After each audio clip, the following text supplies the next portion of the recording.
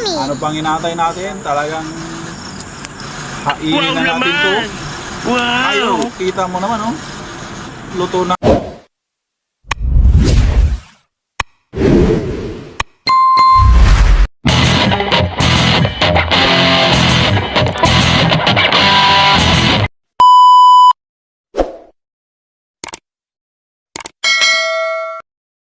Hello guys, samahan nyo kami sa aming kubo at mag-ihaw tayo ng bangus, tilapia at pork chop. Ayan, kitang-kita naman, oh. Umuusok na yung kusina, oh. Parang si Chef Boy Logro yung nagluluto dyan, oh. Ay, napakaganda yung location. Malamig ang simoy ng hapon habang nagluluto ako dito sa may kubo-kubo na yun, oh. At kung magtatanong kayo kung saan ito, nandito ito sa Cavite. Napagtripa namin magluluto, mag-ihaw dito sa kubo. Ayan, luto ng ating pork chop. Susunod natin mamaya yung bangus at tilapia. Ang sarap-sarap. Yan, kita na naman, usok talaga. Ito yung pinaka-the best na setup pag gusto nyo mag-ihaw dito sa may mga kubo, pinakalabis. Ayun, maganda yung pagka-ihaw ko dyan. Talagang pinag-aralan ko yan kung anong maganda pagka-ihaw. Hindi, sa pag-ihaw kasi guys, huwag masyadong malakas yung apoy dahil doon masusunog yung ihaw nyo. Kailangan katamtaman lang yung apoy at tamang-tama lang yung timpla. Kapag kasi nilakasan mo yung apoy, talagang sunod ang niluluto mo.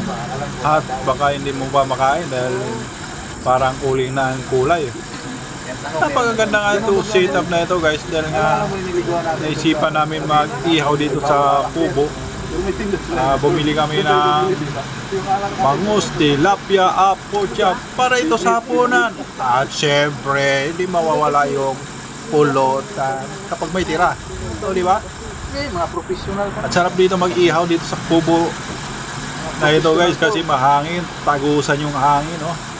Hindi ka makaramdam ng init habang nagluluto ka. O, kita nyo naman talagang napakaganda yung location, di ba?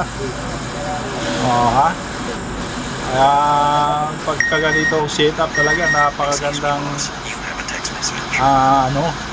talagang pakiramdam mo.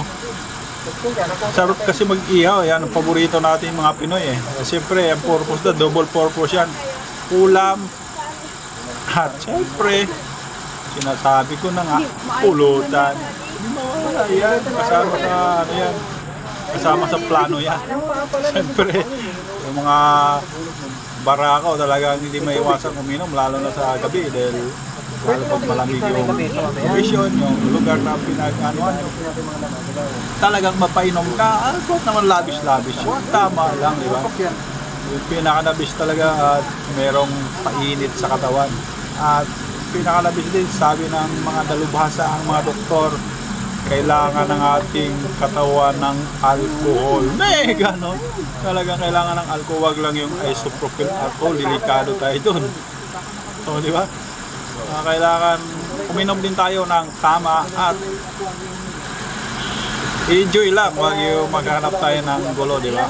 Okay mo lang yung Panginoon mo, yung sakto lang, yung hindi ka tamaan, dahil pag tinamaan ka talagang mawawala ka sa wiso at di mo na alam ang gagawin mo, di ba?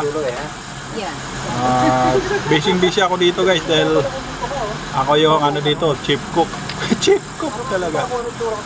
Ako yung nag-ihaw, ako yung nagtitimpla dito sa mga niluluto. Akala naman maraming niluluto, inihaw lang naman yan, di ba? Bangus lang yan at sa pork chop. Titimplahin pa ba yan? Siyempre, di ba may timplang sausawan yan? Di ba wala yung sausawan yan? Pinakadabis yung sausawan, di ba? Kailangan merong sausawan yan. Tama kayo! Kaluto. At dabis yung pagkain mo. Kapag merong sausawan, di mawawala yung sili, sibuyas, kamatis, suka, at tuyo, at patis. Ay, hindi ka pala kasamang patis. Hindi kasama yon. Di ba? Kailangan talaga may kompletong sausawan. Dahil ang inihaw talagang isa-sausaw mo yan.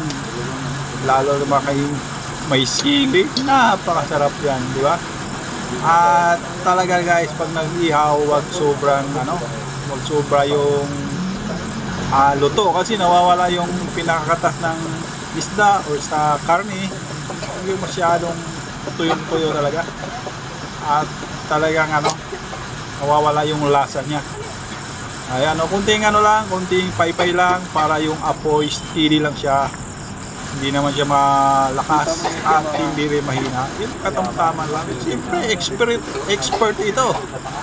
Nag-aaral ito sa ihawan. Ihawan talaga. Ayan, masaya yung tropa namin, yung pamilya. Ayan, kasama yung pamilya. Siyempre, the best talaga kasama ang pamilya. Masaya, di ba? Bonding.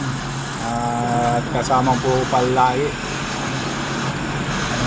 Ang tanda natin is family is the treasure, the real treasure yan. Yan ang tanda natin ng pamilya talagang hindi mawawala yan kahit saan tayo magpupunta or pwede natin isama, di ba? At ito na guys, talagang naluluto na rin yung pinakaantay nating inihaw natin. Yummy! Ano pang inaantay natin? Talagang hainin na natin to. Wow! Ayaw, kita mo naman luto ng ating pork chop. At susunod natin yung bangus at tilapia. At pag naluto ito, alam na, kainan na. Kaya si Boss Franco, dito na, wala nang patumpik-tumpik na. Dahil tapos nang kumain, ito na naman kami nakaharap sa, alam mo na, kape.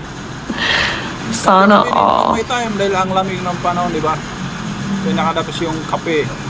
Kita nyo naman, pag tinaas ko yung kape na yan, itagay na yan sa baso. Ano pinakanabis yan? Pampatanggal ng lamig sa katawan. May ganon. Thank you for watching guys.